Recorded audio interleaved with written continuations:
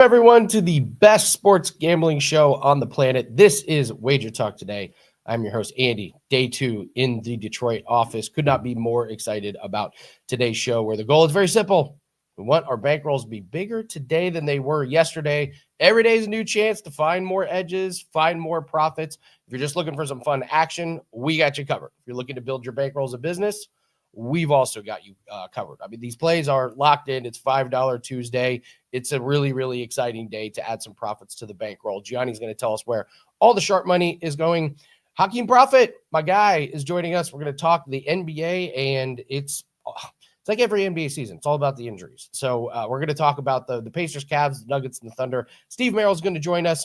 We're going to talk a little baseball. And then Carmine Bianco, my tennis feud with Carmine. We got to get a live tennis match going between me and him. He's going to come in and talk about NHL. But let's get down to business here, guys. We'll just cut to the chase. There's no more 5% plays on $5 Tuesday.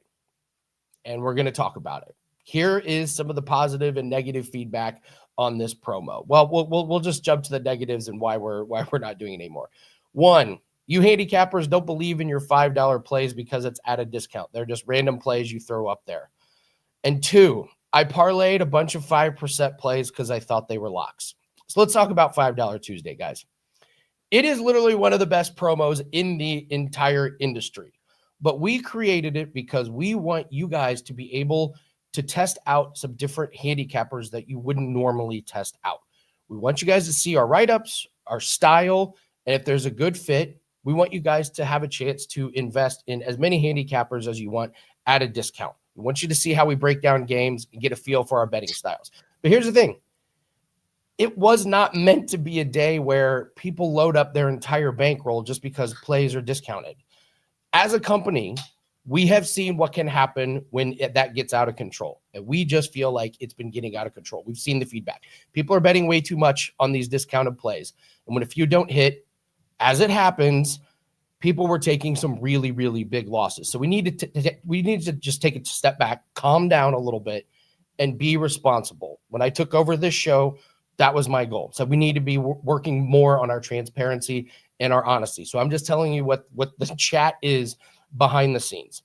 Moving forward, there's just not going to be max plays on $5 Tuesday. You're still going to get great plays.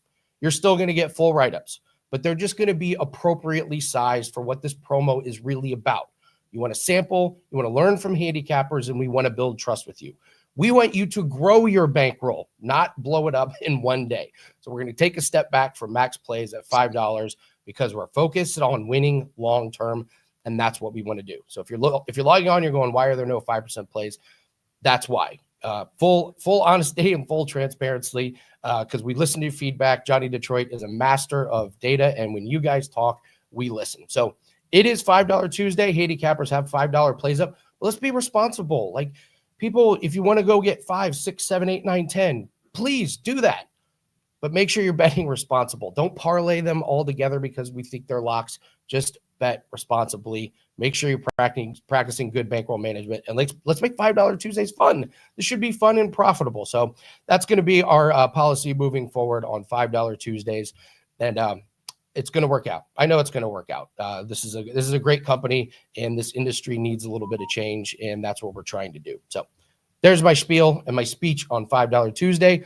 But we still have $5 plays up, and there's a lot of winners out there. All right, let's bring in Gianni. Let's talk about where the sharp money is and where the syndicates are putting their money. Gianni, I'm here in Detroit. We're going to a Detroit Tigers game tonight. It's going to rain in Detroit one day this week. I'll let you guess which day it's going to rain. Of course it's tonight. So how are you today, sir? Where's all the money coming in today? Good. Slow day so far. Really not much at all. In fact, in baseball, I only saw 2 signs get hit, and both were chalk. And that was 978 San Diego at minus 195 and 200, and also the Dodgers 980 at minus 200. Nothing else really coming in. I do have a possible 5% though in the NHL game. Just waiting on a little more confirmation there. That's a 2-1 series right now with Dallas and Winnipeg. Haven't seen sharp money on the side. The home team that's up 2-1. Like Dallas is tonight, they haven't done really well in this game. In fact, 24 times it's happened. Only 9 of those times have they been able to go up 3-1. So about 62% of the time, the team in Winnipeg spot are able to tie up the series. And books are going to need that because that's one-sided money on Dallas so far. All I'm seeing in the back end is Dallas money line with NBA parlay, Dallas money line parlayed with Major League Baseball. As far as the NBA, same there as well. Haven't seen any steam come in. Lately, they've been putting some of the props, like I sent out yesterday, probably with about 2 hours before game time. Some of those steam props come out, so you want to pay attention to how those lines move late, especially on those player props. But what we have with Indiana and Cleveland, again, Indiana's up now 3-1. That's only happened one time in this round where the series is broken down the way it's gone, and the road team like Indiana's up 3-1, and they actually lost this game 5 at home. The team in Cleveland's spot was able to make it. I mean, the team in Cleveland's spot was able to make it 3-2 by winning this game at home.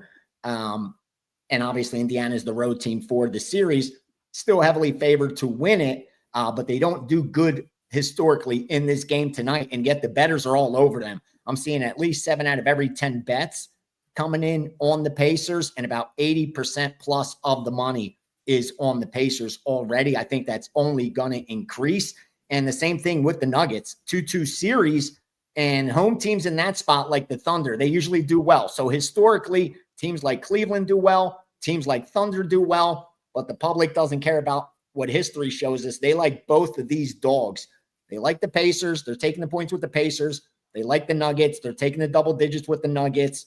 So the books will be cheering in for the favorites when these games tip off. I don't think that's going to change. It's so one-sided on the favorites, on the dogs, that I don't think that's going to change. Once you start seeing that much early dog money, it's usually going to continue. That's why you're not seeing much line movement at all. In fact, you saw the Cleveland line actually go against that. Oklahoma City dropped a little bit. I'm even seeing 9.5 right now at Circa from the 10.5 opener. So that Denver money's getting a little bit of respect, but enough respect for the Indiana money. Like I said, I'm already seeing 8 at my sharp shops. Square shops are at 7.5. So that tells you exactly what the off-screen books that I'm looking at are showing, which is the public is betting Indiana, as the square shops reflect that down to 7.5. But historically, they have not done well. So we'll see if that continues. I kind of like the favorites here. I think both Indiana and Oklahoma City will end up winning the series. I think Oklahoma City gets it done tonight. Not sure I want to lay the 10.5, but I think Cleveland gets it done tonight as well. I think it's a favorite or pass situation with both these games, but I haven't gotten involved yet. The books, are they struggling with these injuries? I mean, Cleveland, my God, talk about being unhealthy at the worst possible time. Horrible what happened to Tatum last night. What do the books do when you have these crazy injuries? Are they reacting enough? Not enough? What's it's your just take on adjusting. What the market's on this? The market's what's overreacting. You know what I mean? Like, again, we decide where the line's going to go. They make their slight adjustment, and then we take it from there. And what I've seen, at least so far in the playoffs, is it tends to be an overreaction, like you see during the regular season, where we assume players are worth more than they are. And I always say, if you're not getting out ahead of that information, then it's probably baked into the cake and you're not getting much value handicapping it. That's the thing with the injuries. They're just so good at pricing those in now that unless you're able to get information, like during the regular season, I used odds logic and I was able to get on some of those sides as soon as an injury popped up before off-screen books adjusted. And I had a really nice middle at the worst setup. In the playoffs, it's a little bit harder to do that. They're pretty quick to move their numbers. So it's hard to get out ahead of it. I think the way you take advantage is actually wait for the overreaction and then bucket, meaning like a team that's out players look for a spot to back them, because usually the market's going to overreact thinking they're worth more, drive that line lower than it should be, and you kind of get a discount on the injured team, the injured player theory type of handicap. I think you could take advantage of that in the playoffs more than anything else because of the influx of recreational bettors who, again, tend to misprice those kind of factors when it comes to the betting line. Otherwise, it's hard unless you're getting out ahead of it. It's hard to take advantage. You look at the Knicks now, minus 500. Again, everybody was looking for reasons to bet Boston on adjusted line, and it was like, why not just bet the Knicks? We knew history was so heavily in their favor. But yeah, people just, until you see it, you don't believe it. You know what I mean? Like nobody could believe that the Celtics are going to be bounced out before the finals, before the at least the Eastern Conference Finals, and more importantly, that they're going to do so as home team for the series against the New York Knicks of all teams. But that's exactly what's going to happen, at least, what the betting line, the market reflects. Looks like, and even the Thunder, look at the Thunder, it's 2-2. They're minus 650 in their adjusted price. So again, that's why I think the favorites are the way to go today. The only problem is, are they going to cover those numbers? That's the great equalizer. How's MLB going? I was going to ask you, are there any trends that are getting ready to change that are a little bit unsustainable at this point? I feel like we've got a good enough sample size to know what some of the trends are. So what are you seeing in the world of MLB? I just think some teams are coming back down to earth. And what I mean by that is, I'll tell you a perfect example. And why they were laughing a couple of weeks ago in the steam room when I was saying my futures, I bet 2 futures. That's Minnesota and that's Seattle in the American League. Why? Because I thought both of those teams were actually underperforming based on what we expected for the season. And it's a long enough season. I think they will progress towards their mean. So far, Seattle's been able to do that. They're sitting in first place. Minnesota has not been able to do that. They're still about 5.5 games out because of how well Detroit's been playing. But I'll tell you this, when the season's over, rest assured, you can mark it down right now. Detroit's not going to be a 63% team where they win 63% of their games. I think right now they're at 27-15, so they've won 64% of their games. If they're lucky, when all the dust settles, they'll win 6 out of 10, 60%. But I think they'll be more around that 57, 58%, if that. So it's still looking for those teams that you expect to regress or progress towards the mean. But with that said, you're already starting to see that. Except for those outliers, things are going pretty much as expected. Like, just look at the American League East. It's going exactly as expected. New York, Boston, Toronto, in that order. You even look at now with Seattle up top. You look at in the West, Seattle, Texas. The only sneaky team in there is the A's. But look for those type of outliers. And right now, the only things that stick out are the Mets and the Dodgers. The Mets have won, 65% of their games. That's not going to happen in a division like that. When they're lucky, when the season ends, they'll be at 60%. If they're lucky, they'll be at 60%. So look for spots to fade someone like the Mets. Look for spots to fade a team even like the Dodgers, who are at 66%. They're 27-14. Again, they will break that 60% mark when the season's over, but they won't be above 62, 63%. So even a team like the Dodgers, look for spots to regress. And again, they're pricing them. They're doing pretty good pricing these teams, because the Dodgers, who are 27-14, 13 games above 500, and you're barely up a unit. And that's if you're getting the opening. If you could straight get them $100 since the season opened, and with the opening number, and you're barely up $100, $150. So it's hard to make money off teams like that, where the Mets, they're outliers. You're up 5-6 positions betting on the Mets, but that's not going to sustain. That will not be sustainable. That's what I'm looking at. Where another perfect example is, look at the Yankees, look at Boston, 2 teams that get money pretty much every night. Both of them sitting above 500, both having winning years, and yet you lost money betting the Yankees every night. You lose money betting Boston every night. Those teams are being priced very well. So don't be afraid. I kept saying this the first 2 weeks of the season, and I'll keep saying the same thing. Don't be afraid to bet those underdogs. The season is long enough that these teams will not keep winning 6.5 out of 10 games, 65% of their games. They will regress. Look for those spots for that to happen. So that's one of the trends that I see, at least the groups that I'm working with, looking to take advantage, because we seem to be fading a lot of the same teams, tend to be backing a lot of the same teams. Love it. Gianni The Greek. Johnny, it's $5 Tuesday. Tell everyone what you have up at WagerTalk. Yeah, since we can't do the 5%, I'm now holding that out for the NHL. I fired a 4%, one isolated money line bet in Major League Baseball. coming off a losing night, so should bounce back. Still sitting number one profit overall baseball 2025. And isolated a nice money line dog for you as my $5 Tuesday play. That's already up and available. Probably within the next 30 minutes, I'll confirm whether I'm going to fire that 5% in NHL, a minimum of a 4% bet. Just want to see if I could bump it up because I really like what I see in the NHL game tonight. Love it. Gianni The Greek, thank you so much. Can't wait to check out your $5 play. You can check them out over at WagerTalk.com. Guys, hit the like button. Appreciate you guys. We already got a ton of likes. Yes, that is John Cena behind me. that is absolutely John Cena behind me. In the Detroit office, we had to build a background there. So we went with a little Michigan, and then they had that cool John Cena doll. So yes, we put that behind us. Yes.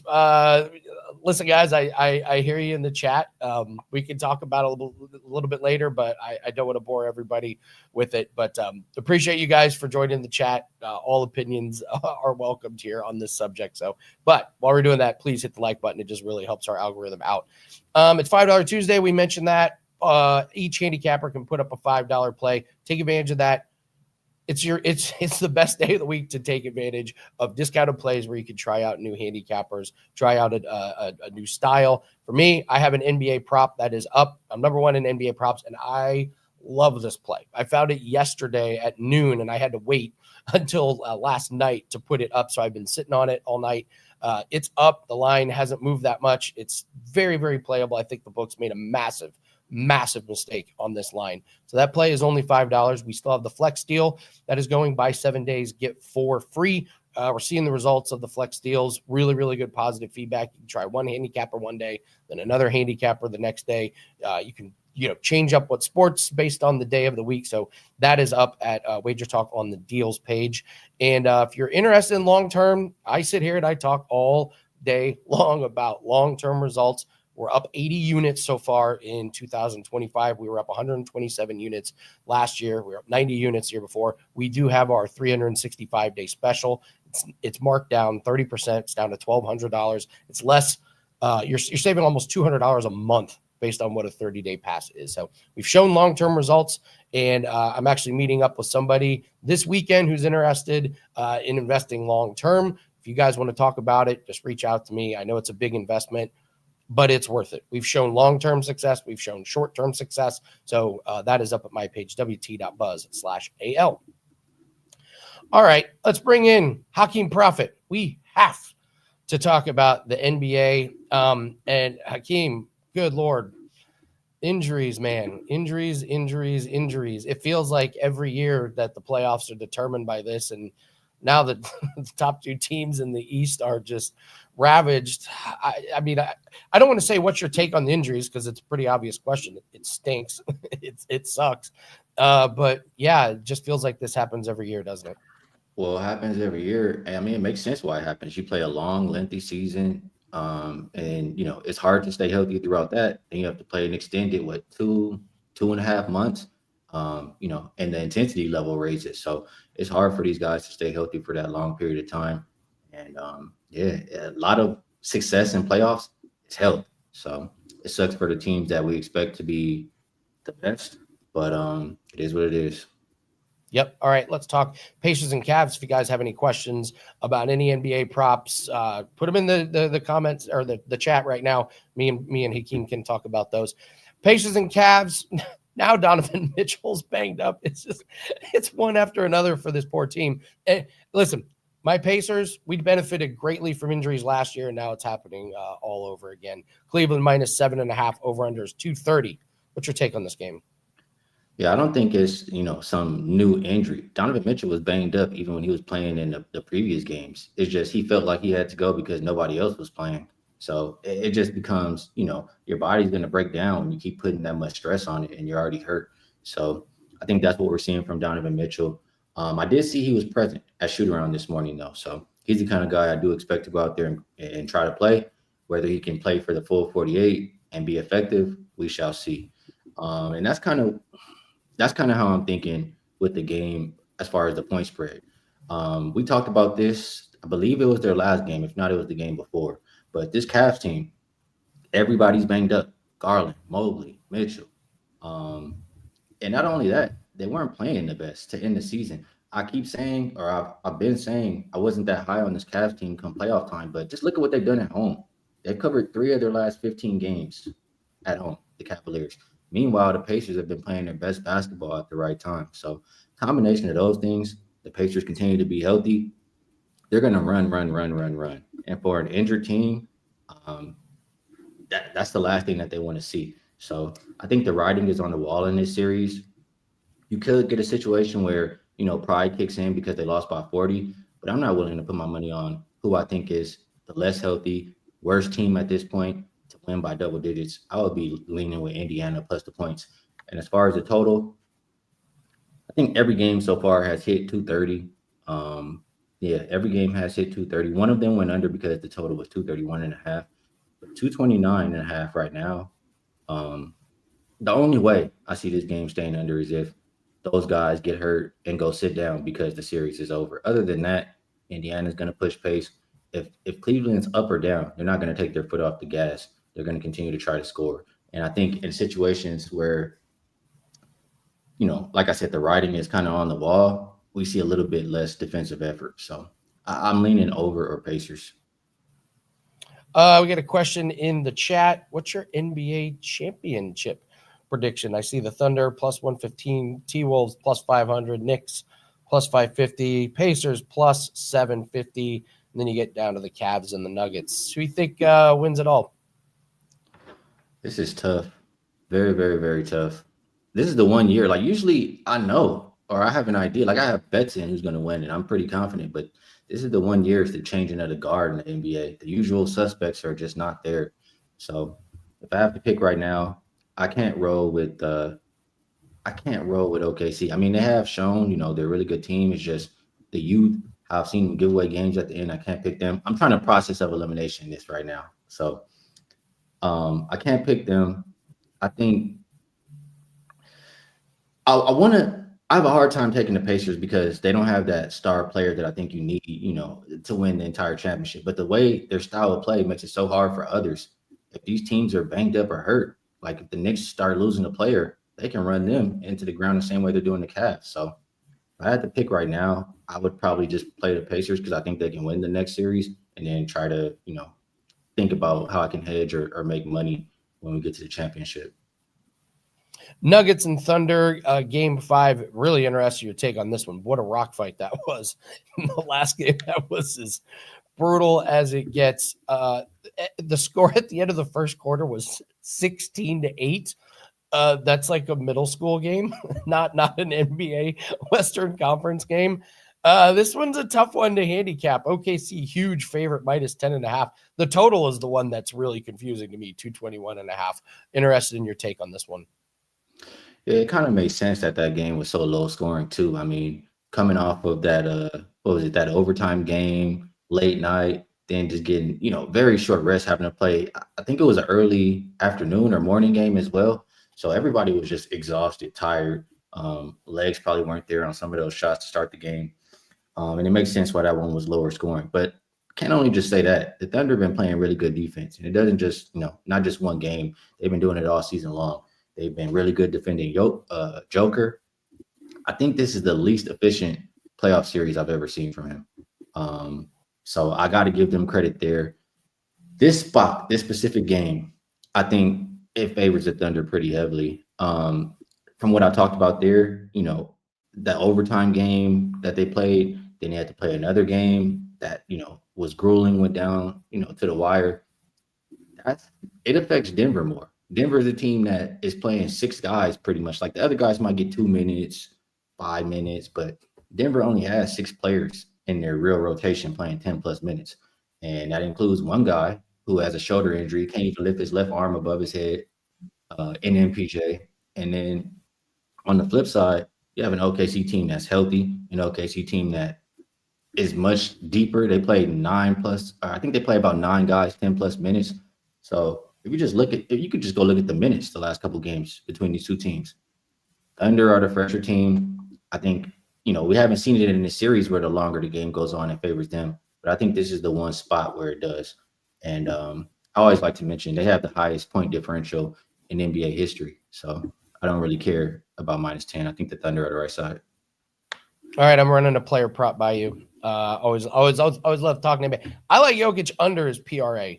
He had 70 in game 1, 31, 42, and 43. He had 15 potential assists, but his teammates only got him 3 assists because they were missing shots. Think this line's inflated just because it's Joker, and I'm with you. I love the Thunder defense. Think they're locked in. What do you think? Jokic under his PRA tonight. I'm not mad at fading Joker at all. I would probably just not include the rebounds. I mean, I do think regardless the game script, there will be a lot of rebounds to be had, but points, like they've been holding him to some low field goal percentage in this series. He has not been shooting it well. So really wanting to fade the points. And I can understand the assist too, because I always say, role players shoot and play better at home, and today they're on the road. So, and also blowout potential. If OKC is blowing them out, they're not going to want to keep the starters in there forever. They'll take Jokic and those guys out and rest them and save them for the next game. So I think that's a solid bet. It's just a little skeptical on the rebounds. That's all. Oh, I love it. I love it. All right, it's $5 Tuesday. Tell everyone what you have up at the website. Yeah, I did put my top play for tonight in the association up. It's a 4%. I believe on my 4%, I've hit, what is that? I think it's 47 and 22, my last 69. So they've been pretty good. That goes back a couple seasons, I believe. And went out like a lot tonight that you can get for just $5. Also want to mention, make sure you guys, go check out my page. I've been putting up free plays pretty much every day, whether it's, NBA, tennis, and WNBA is starting too. So I'm doing my best to put up a free play every day. So make sure you guys check it out on my page at WagerTalk. Absolutely. Free plays page is where it's at, and Skee does a great job of putting it up. So like you said, every day, if you're looking for a free play from Mr. Profit, go check that out at his homepage. Thank you so much, Skee. Good luck today, brother. Hope we can cash some tickets, and always enjoy doing content with you. So quick play. I want to tell everyone about the lines have come out for the PGA Championship. We're going to go over the PGA Championship tomorrow a little bit more in depth. Tee time has just gone up, so you're looking how to bet on the PGA Championship. Me and Nick Borman just recorded for about 40 minutes breaking that down. There's a line that's already moving. It's Colin Morikawa, top 20. Love his ball striking. It's -120. That was like +100 earlier today. So you want to beat the line on something, get in on Colin Morikawa.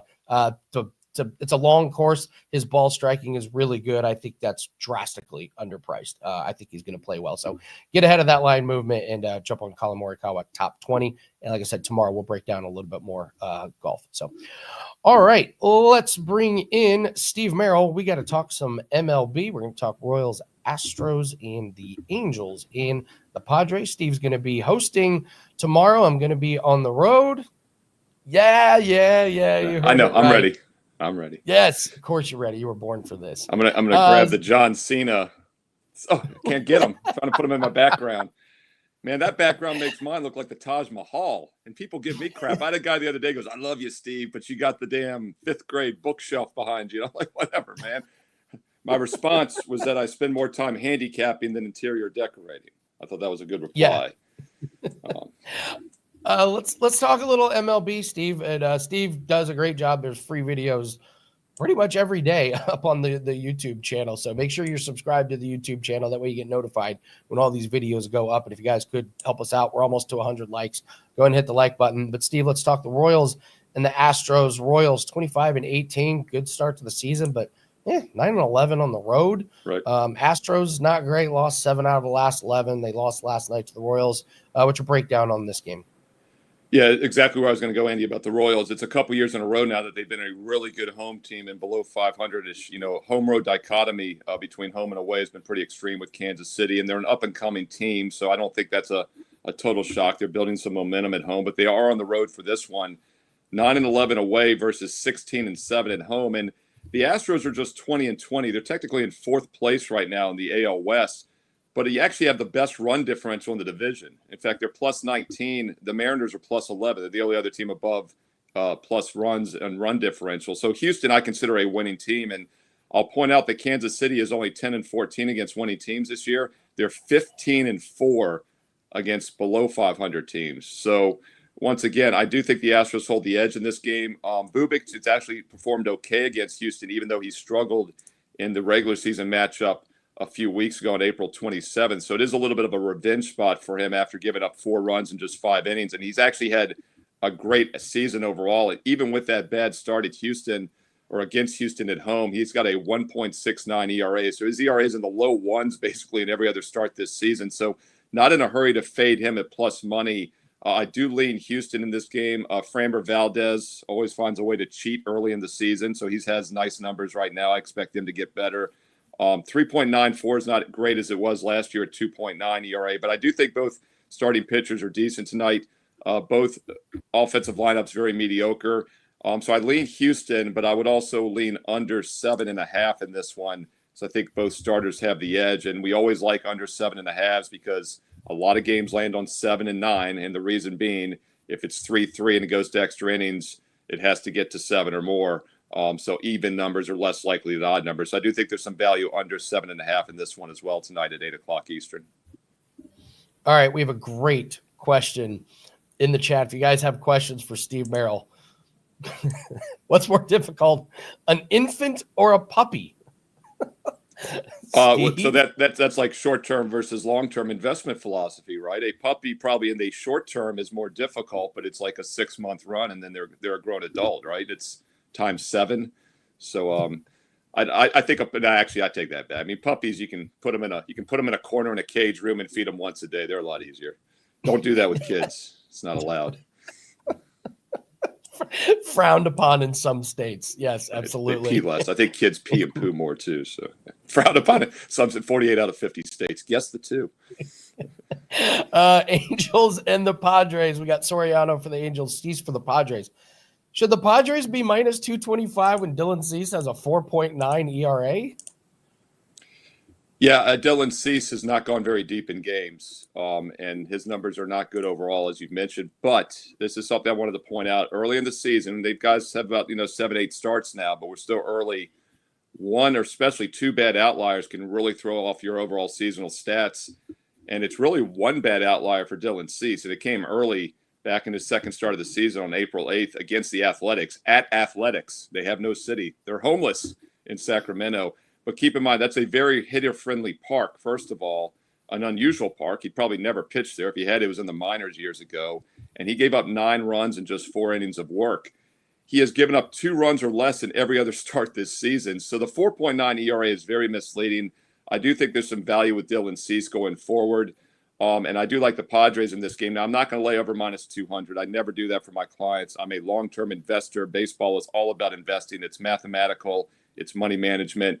So I'd much rather get the Padres down to plus money at minus 105, a minus 1.5, plus 105 on the run line tonight. So I like San Diego in this. I think Cease is actually a little bit better than his overall seasonal stats. And Jose Soriano is not exactly lighting it up either, a 4.0 ERA, and he's given up 3 runs or more in 4 of his last 5 outings. So once again, Cease has given up 2 or less in every start but 1 this year. Soriano's given up 3 or more in 4 of his last 5. Neither go that deep in the game, so the bullpen could come into play, and the Angels have a terrible bullpen, 6.9 ERA, 1.7 whip. San Diego, meanwhile, of 3.3 ERA and a 1.1 whip. So huge bullpen edge for San Diego. I would not play this one first 5. I would play it full game for that reason, and that also gives us a chance to use the minus 1.5 run line and get San Diego plus money. All right, Steve. I love a good conspiracy theory. Oh, boy. The Mavs getting the number 1 pick. Yeah, I know. Thank you for mentioning that. We have to talk about. How can you not talk about this? It's one of the pretty reasons shady. why. One of the reasons I bring it up is I listened to not 1 but 3 different podcasts that predicted this like a while back. Like this isn't like hindsight being 2020. This is like I heard people in the media suggest that this was going to happen. It's pretty hard to defend this one, I guess. I don't know. What do you guys think in the chat? And Steve, I'm interested in your take. Had a sharp sports bettor last night. I didn't watch the lottery. I was out, actually. I forgot it was on, and I got a text, and the first line was, "They don't even try to hide it." And then he explained what happened. So, like, yeah, I think he said it was. I didn't run the odds yet, but it was 1.8%. Apparently, is what I heard. Yeah, we've seen this movie before. New York Knicks, 1984. I think they had those odds. San Antonio Spurs, when they got Duncan, already had Robinson. even Wembayamba last year, you can make that argument. Maybe they wanted him to go to San Antonio. They have been a lot of international players down there over the years. But this one is hard to defend because the Mavs took a real bump in ticket sales, apparently, like season ticket cuts, Andy, once Doncic was let go. It's shady. And, yeah, it's pretty interesting. And not my Washington Wizards had a chance, I guess. The Utah Jazz, Cooper Flagg looked like a Utah Jazz player, right? Here's what's interesting, though, Andy.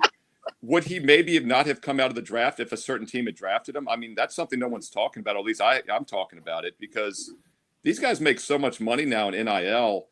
I think we're at a point almost, especially Duke. They apparently have a dark fund, like of Texas oil money, that I'm not so sure these guys couldn't get paid more maybe for 3 years at Duke than they could for the rookie minimum nowadays. So it really would have been interesting. I assume he'll play for Dallas because they're probably a championship contender right out of the gate if Anthony Davis is healthy. The rich get richer, though. But, yeah, it's shady. And maybe for the show tomorrow when I host Andy Lang, I will run the odds tonight of what the odds were that Duncan went to the Spurs, Ewan went to the Knicks, and now Cooper Flagg most likely goes to the Mavericks. What was that, maybe $1 trillion to 1? It happened. The lottery balls don't lie.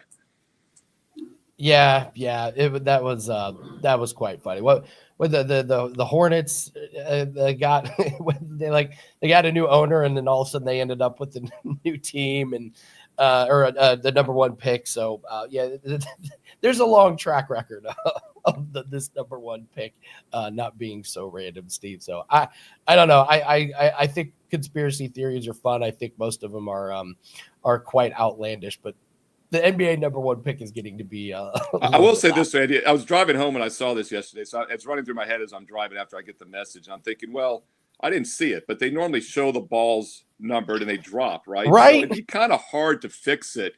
The camera did go to the ceiling for a split second after the balls dropped out, but I was wondering about that. Like, I don't know how you would fix it though. But my first 100% was like, yeah, it's rigged. That's how I am with the NBA. By the way, the regular season has been a mess this year. The load management is off the charts. The NIL stuff is really ruining college basketball regular season handicapping, I think, also. But I don't know what you do. And Skee brought up a great profit about how long these guys play. And that's why LeBron really is incredible. And once again, live chat. I've had this going in my daily videos. You mentioned I'm doing every playoff game every day here on WagerTalk TV. And I've asked greatest shooter. Curry was my answer. Other people chimed in on others. But I also said greatest player. And boy, everyone says MJ. No one likes LeBron. But LeBron, think about how many extra seasons he has played by going a couple rounds into the playoffs, an extra 20 games probably on average for a couple decades. That's like 4, 5, 6 seasons more that he has played. And now Tatum looks like he might be out. Mitchell's hurt. Karma for the lottery, or is it load management? I don't know, but it's going to get worse because guys are going to sit even more now because of this. So I don't know what the solution is. Less regular season games would be the solution, obviously, but they're not going to do that. That's the easiest solution. It's the no-brainer. It's like, of course, these guys are breaking down. Like they're 7 foot, like elite athletes, banging and playing running faster than ever. They play at a higher speed than they've ever played. Yeah. Stronger, bigger than ever. Yeah. I don't like the load management, but I get it. I really do. So it's $5 Tuesday. Steve, tell everyone what you have up at WagerTalk. Yeah, that's right, man. We buried the lead. I forgot it's $5 Tuesday. Abe Blanken is here. Nice. He's ready to go. I can spend that on a team total on my page right now. I might do that, actually, even though I know what it is, just for the principle of it, because it's $5 Tuesday. And right now you can get not only my best bet tonight, but every capper at WagerTalk for just $5. That's an instant 80% discount off the normal price of $25. Now, if a $5 play gets you excited, and it's a great deal, once a week, one play, how about getting every play for the next year for about $1 a play? And that's what you can do right now with the All Access Special. It's over an $800 instant discount. It's on my page right now, 1 year of all sports for exactly actually $3 a day. That's about $1 a play because I average 2 to 3 best bets. And that's college and pro football, basketball, and baseball. So once again, enjoy the $5 selection tonight. But if you're ready to take a true investment approach, consider that 1 year all access with the instant $811 discount on my page right now. It gets it down to $1 a play. Steve Merril, WagerTalk.com. And also check out a bonus free play. I put a free play up every day on the page. Get there quicker, wt.buzz/SM. Love it. Thank you so much, Steve. Have a great show tomorrow, brother. I will not see you tomorrow, but I will be here. Figure that out. Nice. All right. Steve Merril, everybody, you can catch him on WagerTalk's YouTube channel. Pretty much every day he's breaking down so many games. So if you want free picks, go check him out. If you want to be notified when all these videos are released, make sure you're subscribed to the channel. Really, really important. That way you know when these videos come out, so you can get the number that we're talking about on these videos as soon as they come out. So we're getting close to 100 likes. Let's see, what's the tally at right now for like 90? We need 10 more. Come on, 10 more. We got one more guest. Myself, just a little recap. Yesterday went well. We went 2-2 in MLB. One of them was a plus money play, so call it a split. And Corbin, who does all of our tennis plays, hit a couple tennis plays early. So Bankroll's off to a great start on Monday. All access clients are already up. So if you want to join in, listen, winning is a lot of fun. And that's pretty much what we do. We got short-term and we got long-term records of it. So take advantage of that, wt.buzz/AL. And again, I keep telling everyone, if you want to talk to me in person or over the phone or on a video, just reach out to me. We are in the Winning in the Shadows Discord. I'm willing to talk to. I'm literally meeting a guy in person who happens to live in my city. So it's a big investment, but it's a really, really important investment. This is passive income. So if you're interested, just reach out to me. I'm happy to talk to anybody. All right, let's bring in Carmine Bianco. We got to talk a little NHL here. Carmine, so great to see you as always. Loving the new background. Love the lights there. You're doing great. And you want to talk tennis or do you want to talk? Let's talk NHL first. Let's have fun. Let's have fun with tennis. Don't leave, guys. We're going to talk a fun tennis thing. So, Carmine, take on the NHL playoffs so far. What's been some storylines and things that you have thought interesting? I asked Andrew about this. I'm interested in your take. Yeah, the first round of the playoffs were great. The second round, probably not so much. The series seem to be taking hold. We're starting to see. I enjoy more games, so I want the series to be at 2-2 or 3-2, 3-3 going to game sevens, because game seven overtimes, and we saw them in the first round, are fantastic ones to watch. But a lot of these series, Edmonton against Vegas last night, I don't think the Knights showed up in that game. They just did not look like they were ready to continue on in the playoffs. Vegas is down 3-1 now, going home in a win or start your off season in Florida type of scenario, and that Winnipeg's in that same scenario right now in Dallas tonight, down 2-1. And Andy, I want to talk about this game, because I've already made my thoughts on this second round.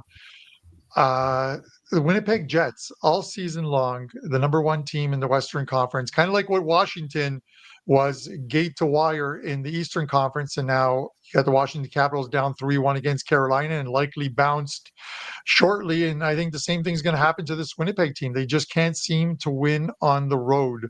They're 0-4 in the playoffs this season. And this is the team that won 26 regular season games on the road during the regular season, the number one team on the road during the regular season, and they're 0-4 postseason, and much of those have been blowouts. Now, they sort of tilted in that last game.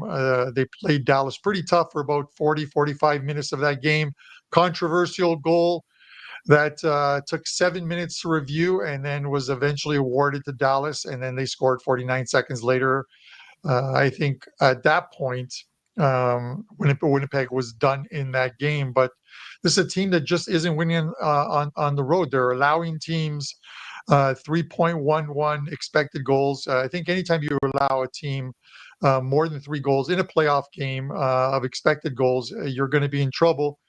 And the big discussion now is Connor Hellebuck. He is 1-8 his last 9 games on the road in the NHL playoffs.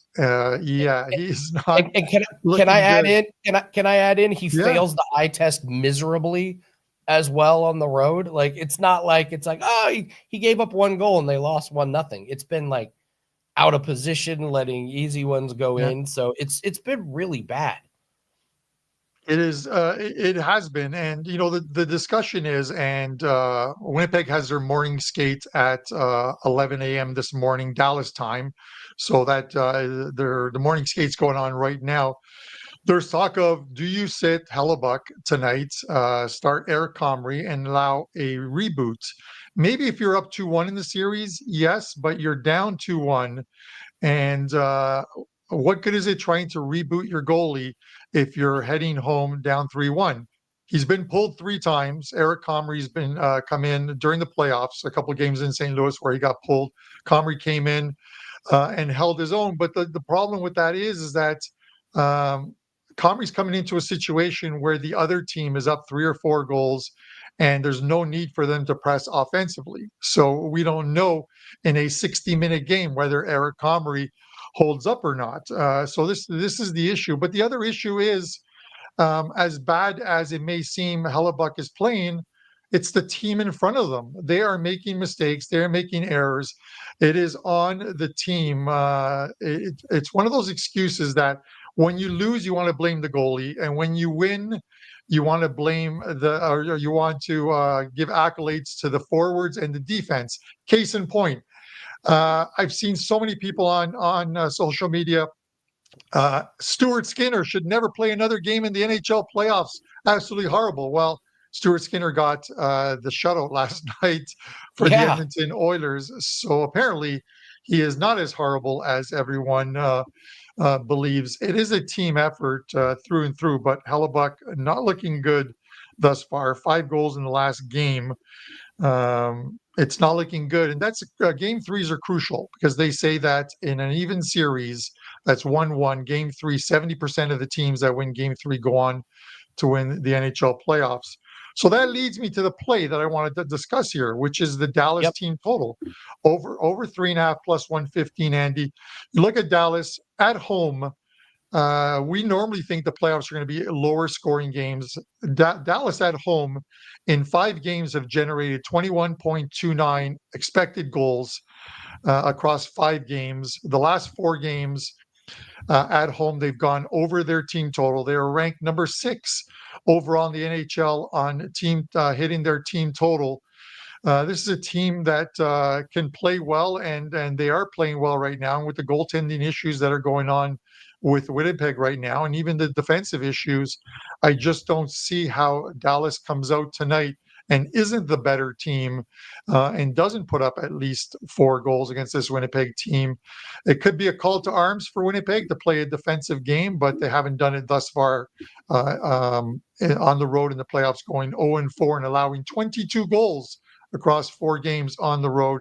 I just don't see how they do tonight. Dallas team total over 3.5 plus 115. I love it. You got a same game parlay for us as well. Now you're talking. Now you're talking my language.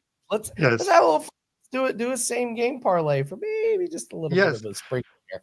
Just a little bit of a sprinkle, a couple of pizza slices. And if you guys get those likes up to 110, 120, I am going to give you a couple bonus plus money soccer plays this afternoon, happening in the Italian second division, which it's the last game of the season for them. Sometimes they say the Italian second division is a little rigged, kind of like the NBA lottery, but we'll leave that for you guys to figure out. Here's my same game parlay, Andy. I'm taking the Dallas Stars minus 142. I'm taking the Dallas Stars team total, and I just explained why, plus 115 in there. I'm taking Mikko Rantanen, alternate points, 2 or more points in this one. Mikko's heating up, 3 or more points in 5 of his last 6 games, including 3 in the series opener and 3 last time out. And his line mate, who is reaping the benefits of Mikko Rantanen, Rupe Hintz. He's on a line. He got more ice time in the last game than he has in the last 7 games. More ice time means more chances to score, especially when you're on a line with Rantanen. He had 2 points in the last game. So that'll close it out. 4 plays, and that pays plus 575. All right. That's Carmine Bianco. Real quick, tell everyone about $5 Tuesday, and then we'll talk tennis. Yeah, 4% play up tonight in the NHL. A very good run. 6-2 last 8 plays. A best bet winner last night, a best bet going on tonight, and going the last 90 days.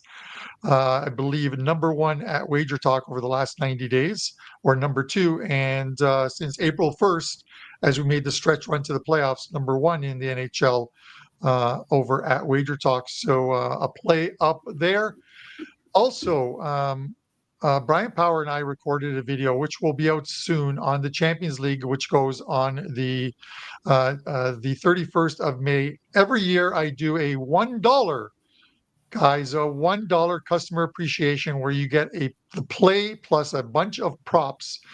That will be up later on today. The props will be loaded next week because books normally don't release those plays prior to that. And that's what I have up at Wager Talk right now.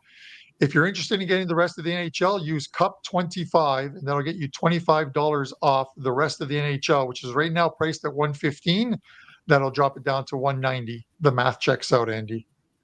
Love it. Love it. All right. So if you guys aren't aware, Carmine used to play tennis, and we have this fun thing going where the next time we're in person, we're going to play a tennis match. We're going to try and talk to Art DeCesar to see if we can actually play it indoors at the Westgate, where everyone live bet on myself and Carmine playing tennis. Every time there's an unforced error, they take away water from us. We have the great graphic, and I believe we have a betting slip here, Carmine. I had no idea. I had no clue that Bet Rivers was taking action on this one, and they have it as a minus 136 favorite. Yes, you. I've been betting on myself. You started as the favorite, minus 150. I've been betting on myself over and over again. Now, this bet was placed this morning prior to me pulling a hamstring, putting my socks on, but I think I'll be fine before August rolls around. So there you have it, boys. Today's wager. I'm taking Andy to the woodshed live at the Superbook in Las Vegas. That's going to happen in and around August. I love it. I'm looking for. If they take water with every unforced error, we're going to be parched, man. Because I'm telling you, we're going to need more free drink tickets. Gives a whole new meaning to free drink tickets. Yeah, for sure, Carmine. Yes, that should be a lot of fun, and I hope that hamstring heals up. But we're not done yet. And by the way, how are those legs? Nope, my legs are fine. I was just laughing at Bet Rivers have apparently upped their limits based on that. I cannot get that. They will not let me bet that kind of money on that. So, Carmine, full transparency, Andy, for anyone watching this show. Full transparency. This is like when those guys post those tickets on Twitter that they hit 88% and they have like $143,000 to win. I don't know if they're betting rupees or pesos or whatever, but that's a photoshopped ticket, of course. I believe it was California and Stanford originally, but it is a photoshopped picture. I don't want anyone going to the window trying to bet this one. And they're like, Bet Rivers, why don't you guys have this bet up there? Here's the ticket that this guy placed. I will say this. Okay, afternoon soccer today, guys. It is the last round of the Italian season, and we normally see some weird stuff going on. So here's a couple plays for you guys. They're both plus 120. Some books might have them a little bit better on the lines, and these games go at 2:30 this afternoon. So the first one is Sampdoria. They are plus 120 today on the road. The second one is Frosinone, and they are also plus 120 on the road. So the two teams they are playing are top five, but locked into their spots. Sampdoria is playing, I believe they're playing Sassuolo, who have been promoted to the Italian top division. So this game is meaningless to them. And Frosinone are playing another team that are locked into the fifth spot and in a playoff to try and get into the Italian Serie A season. So these are meaningless games for those two teams. These other two teams that are plus 120 would never be these odds. They normally be about plus 300, plus 400, but they are in the relegation zone, and a win saves them for another season. So this is why you're seeing the prices where they are right now. it wouldn't surprise me if both of them win. And if you want to parlay them, and I think you just play them separately, plus 384 on the parlay, Andy. I love it, Carmine. Thank you so much. We are out of time. Go check out Carmine Bianco on $5 Tuesday over at WagerTalk. So, I would have to agree. What's up with all the negativity today? Good Lord.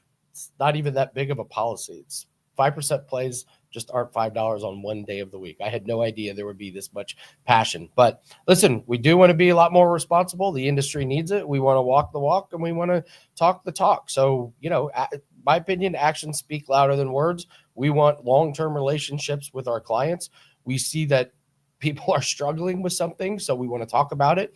But we also got to be responsible as a company and as handicappers. So we're going to keep working on it, guys. It's a long process. We have a lot of work to do. We're going to do it. We want this business and this industry to be fun, and we want it to be profitable. We want Dave Mason and Art DeCesar coming on going, man, your guys as clients are killing us. So we're going to keep doing what we're doing. My pledge to you guys was much more transparency, much more honesty, and we're going to keep working on that. So thank you, everybody, for watching. Steve Merril is going to be hosting tomorrow. I will be on the road, but I will be back Thursday. Take advantage of $5 Tuesday responsibly. Let's have fun. Let's make some profits. Good luck on all your plays, and I will see all of you Thursday, but tune in tomorrow for Steve Merril. We'll see you guys later.